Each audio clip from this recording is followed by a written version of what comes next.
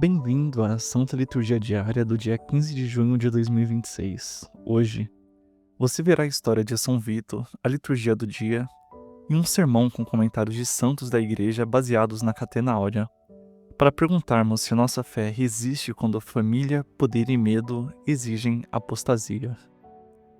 História do Santo do Dia. São Vito nasceu por volta de 290, na Cilícia Ocidental, filho de senador pagão Ilas. Ficou órfão de mãe ainda criança, e seu pai confiou sua educação à ama Crescência e ao mestre Modesto, ambos cristãos. Mesmo vivendo numa casa onde Cristo era visto como inimigo, o menino foi formado na fé e aos 12 anos já batizado, mostrava profunda adesão aos ensinamentos de Jesus. Quando Ilas descobriu a conversão do filho, tentou fazê-lo renunciar à fé. Como não conseguiu, castigou-o e entregou ao governador Valeriano, que o prendeu e o maltratou. Modesto e Crescência, porém, conseguiram libertá-lo, fugindo com ele para Lucânia e depois para Roma. Na capital, o filho do imperador Diocleciano estava possuído. Sabendo dos dons de Vito, o imperador mandou chamá-lo. O jovem rezou com fervor e, em nome de Jesus, obteve a libertação do rapaz. Mas em vez de reconhecer o poder de Deus, Diocleciano acusou Vito de feitiçaria e ordenou que ele, Modesto e Crescência fossem presos. Os três foram obrigados a oferecer sacrifícios pagãos em troca de liberdade, mas recusaram negar Cristo. Sofreram torturas, foram lançados aos leões, que não os tocaram, e depois ao óleo fervente. Morreram mártires em 15 de junho, possivelmente em 303. São Vito nos pergunta: nossa fé resiste quando família, poder e medo exigem apostasia? Convertamo-nos da covardia e dos vícios que escravizam. Escolhamos Cristo com firmeza, ainda que custe tudo, sem negociar a alma. São Vito, rogai por nós. Liturgia do dia. Leitura do primeiro livro dos Reis. Naquele tempo, Nabote de Jezrael possuía uma vinha em Jezrael, ao lado do palácio de Acabe, rei de Samaria. Acabe falou a Nabote: cede-me a tua vinha para que eu a transforme numa horta, pois está perto da minha casa. Em troca, eu te darei uma vinha melhor, ou se preferires, pagarei em dinheiro o seu valor. Mas Nabote respondeu a Acabe: o Senhor me livre de ceder a herança de meus pais. Acabe voltou para casa aborrecido e irritado por causa dessa resposta que lhe deu Nabote de Jezrael: não te cederei a herança de meus pais. Deitou-se na cama, com o rosto voltado para a parede, e não quis comer nada. Sua mulher Jezabel aproximou-se dele e disse-lhe: por que está tristes e não queres comer? Ele respondeu: porque eu conversei com Nabote de Jezrael e lhe fiz a proposta de me ceder a sua vinha pelo seu preço em dinheiro, ou se preferisse, eu lhe daria em troca outra vinha. Mas ele respondeu que não me cede a vinha. Então sua mulher Jezabel disse-lhe: bela figura de rei de Israel está fazendo. Levanta-te, toma alimento e fica de bom humor, pois eu te darei a vinha de Nabote de Jezrael. Ela escreveu então cartas em nome de Acabe, selou-as com um selo real e enviou-as aos anciãos e nobres da cidade de Nabote. Nas cartas estava escrito o seguinte: proclamai um jejum e fazei Nabote sentar-se entre os primeiros do povo, e subornai 2 homens perversos contra ele, que deem este testemunho: tu amaldiçoastes a Deus e ao rei. Levai-o depois para fora e apredejai-o até que morra. Os homens da cidade, anciãos e nobres, concidadãos de Nabote, fizeram conforme a ordem recebida de Jezabel, como estava escrito nas cartas que lhes tinha enviado. Proclamaram um jejum e fizeram Nabote sentar-se entre os primeiros do povo. Chegaram os 2 homens perversos, sentaram-se diante dele e testemunharam contra Nabote diante de toda a assembleia, dizendo: Nabote amaldiçoou a Deus e ao rei. Em virtude disso, levaram-no para fora da cidade e mataram-no a pedradas. Depois, mandaram a notícia a Jezabel. Nabote foi apedrejado e morto. Ao saber que Nabote tinha sido apedrejado e estava morto, Jezabel disse a Acabe: "Levanta-te e toma posse da vinha que Nabote de Jezrael não te quis ceder por seu preço em dinheiro, pois Nabote já não vive, está morto." Quando Acabe soube que Nabote estava morto, levantou-se para descer até a vinha de Nabote de Jezrael e dela tomar posse. Palavra do Senhor.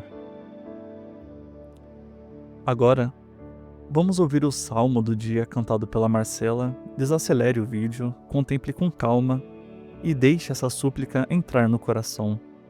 Atendei o meu gemido, ó Senhor.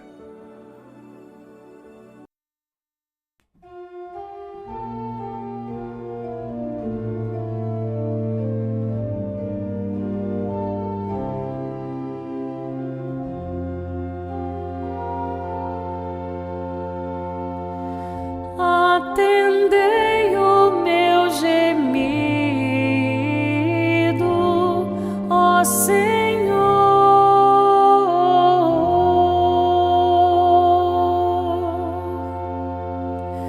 Atendei o meu gemido,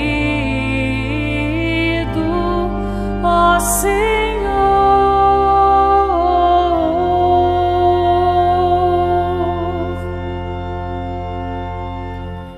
Escutai, ó Senhor Deus, minhas palavras. Atendei o meu gemido.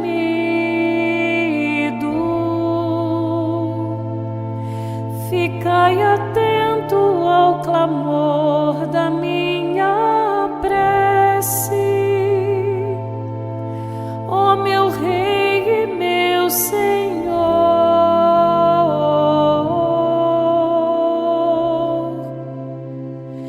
Atendei o meu gemido, ó Senhor.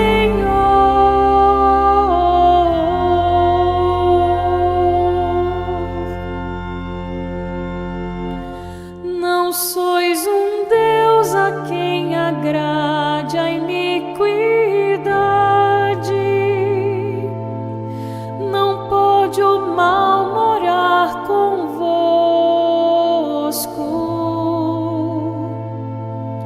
nem os ímpios poderão permanecer perante os vossos olhos.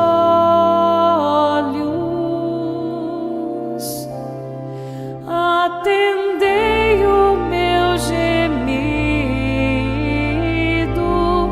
ó Senhor.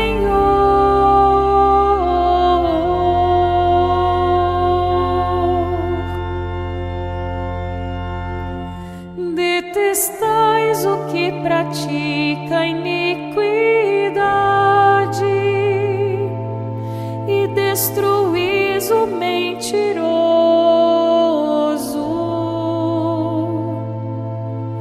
Ó Senhor, abominais o sanguinário,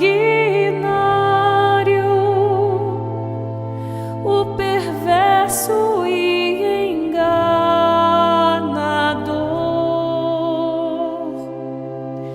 Atendei o meu gemido, ó Senhor.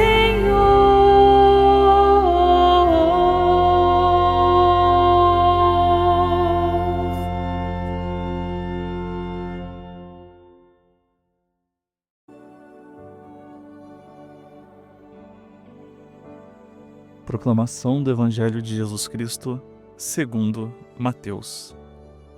Naquele tempo, disse Jesus a seus discípulos: Ouvistes o que foi dito, olho por olho e dente por dente. Eu, porém, vos digo: não enfrenteis quem é malvado. Pelo contrário, se alguém te dá um tapa na face direita, oferece-lhe também a esquerda.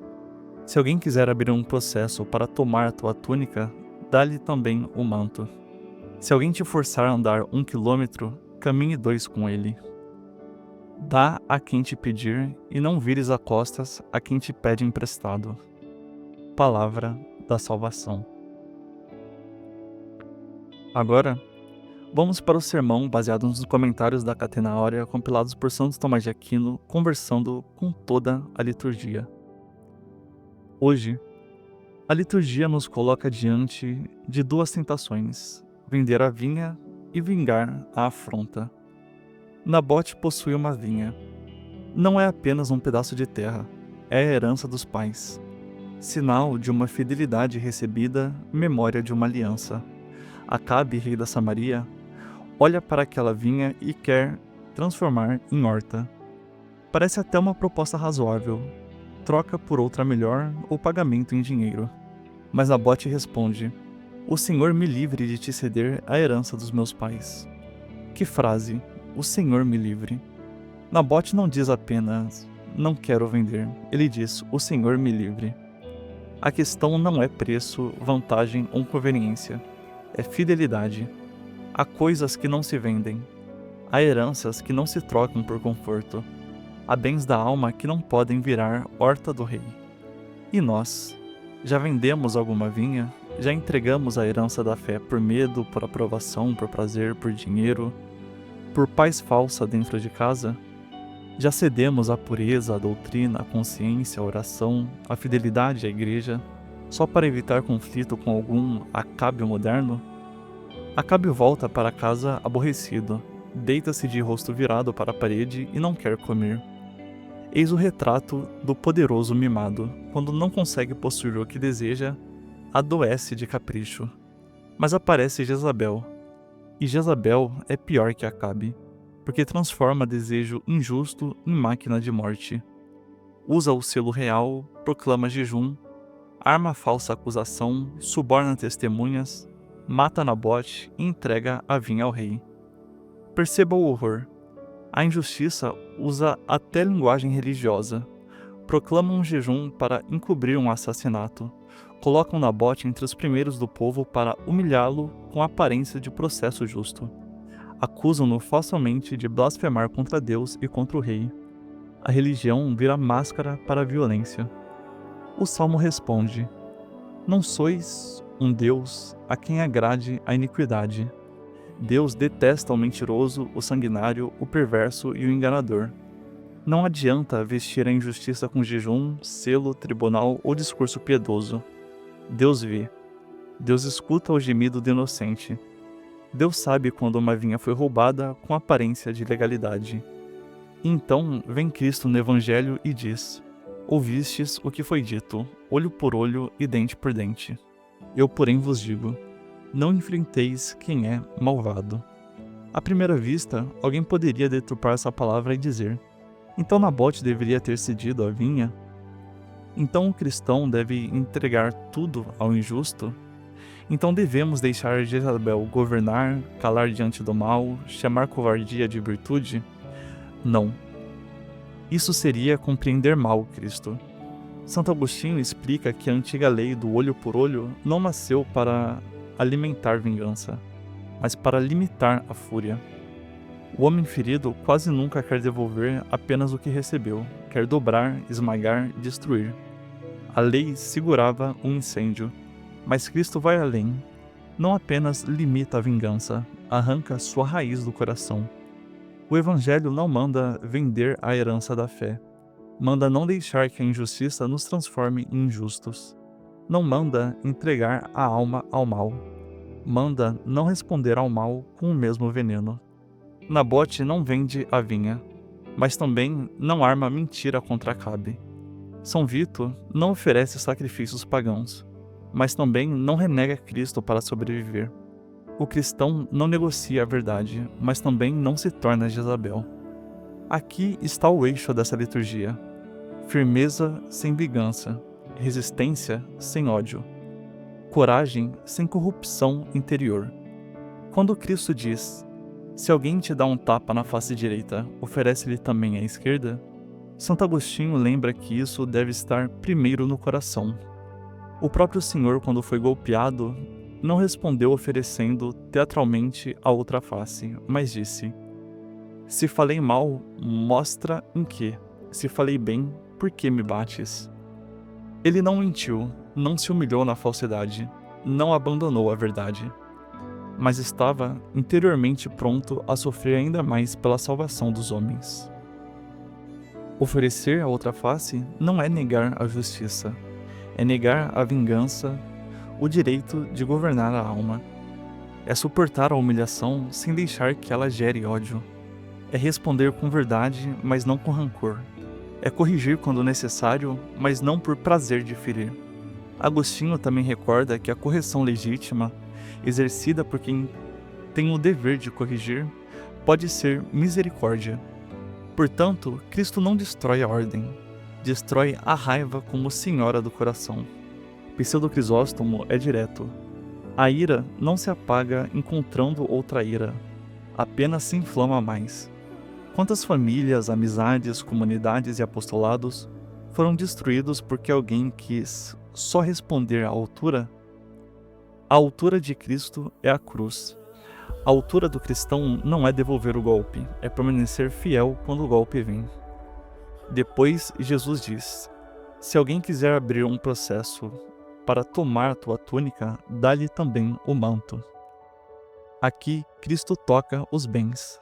A vinha de Nabote volta ao centro. Há coisas exteriores que podem ser perdidas sem que a alma se perca. Santo Agostinho entende essa palavra como disposição interior.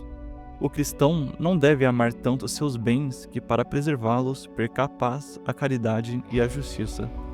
São Gregório lembra que às vezes é necessário impedir o ladrão, não por apego às coisas, mas para que ele não se destrua roubando.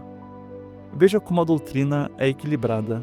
Não é covardia, não é apego, não é ingenuidade, é caridade ordenada.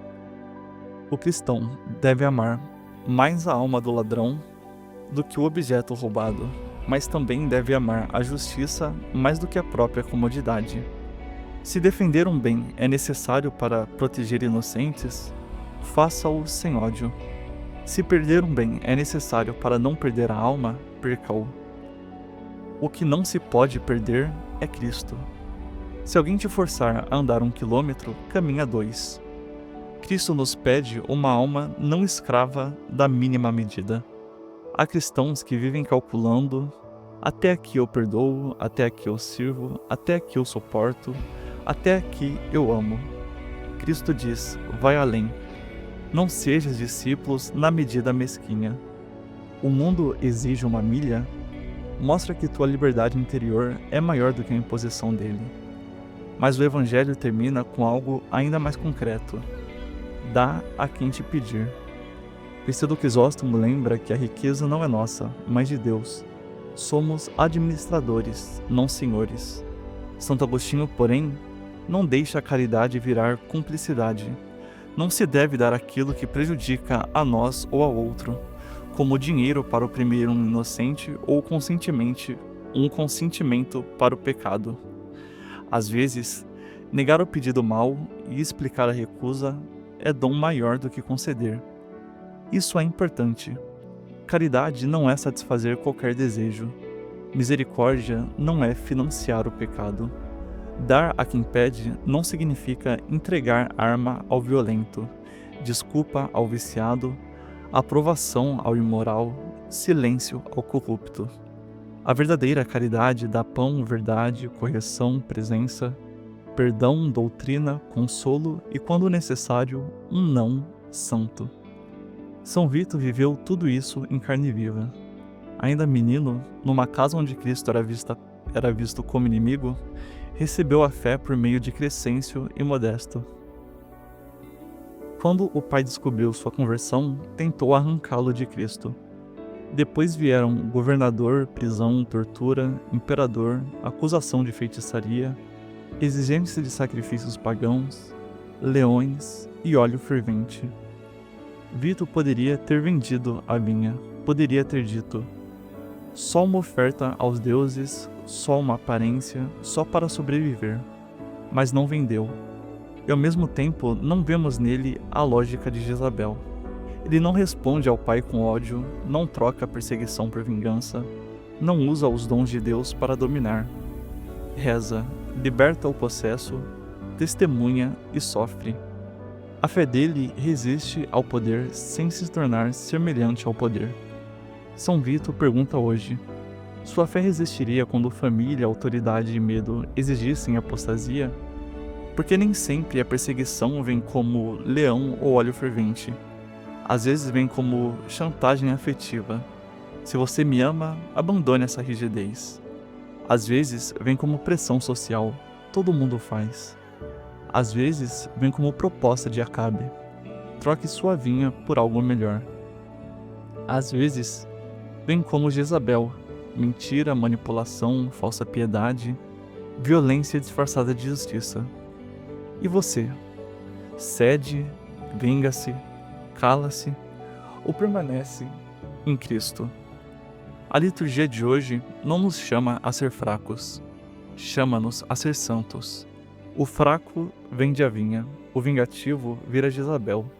O santo faz outra coisa, guarda a herança, suporta a afronta, recusa o pecado, dá mais do que lhe pedem quando isso serve ao bem e prefere sofrer injustiça a praticá-la. Talvez a conversão de hoje seja muito concreta. Não venda a vinha da fé. Não negocie a herança de seus pais na fé, dos mártires, dos santos, da igreja. Não entregue sua consciência a Acabe nem sua alma a Jezabel. Mas também não permita que a injustiça alheia faça nascer em você uma alma sanguinária, mentirosa, perversa e enganadora. Reze o salmo com verdade. Atendei o meu gemido, ó Senhor. Leve a Deus a ferida antes que ela vire vingança. Peça a Cristo um coração firme, não um coração duro. Um coração capaz de dizer não ao pecado, mas também capaz de perdoar o perseguidor. Um coração que não vende a vinha e não mata para defendê-la.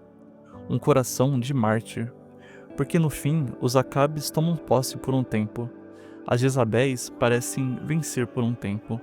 Os Nabotes caem por um tempo. Os mártires morrem por um tempo. Mas Deus não se agrada da iniquidade. E a herança dos fiéis não é uma vinha ao lado de um palácio. É o reino dos céus. São Vito, rogai por nós. Amém. Se esse roteiro ajudou você a rezar a liturgia de hoje, deixe o like, inscreva-se no canal e acompanhe diariamente a Santa Liturgia Diária e comente: o Senhor me fez livre de vender minha alma, como sinal de que você quer guardar a herança da fé sem negociar a alma.